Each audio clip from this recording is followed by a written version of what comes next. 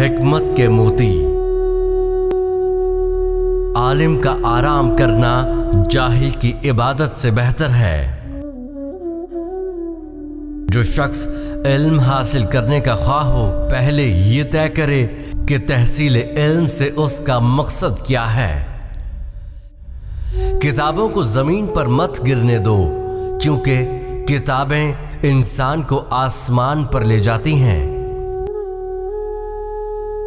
इल्म एक ऐसा पौधा है जिसे दिलो दिमाग की सरजमीन में लगाने से अक्ल के फल लगते हैं।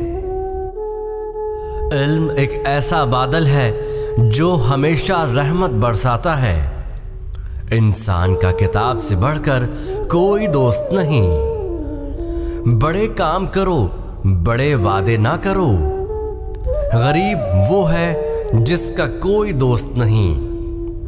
किसी के आंसू को जमीन पर गिरने से पहले अपने दामन में जज्ब कर लो।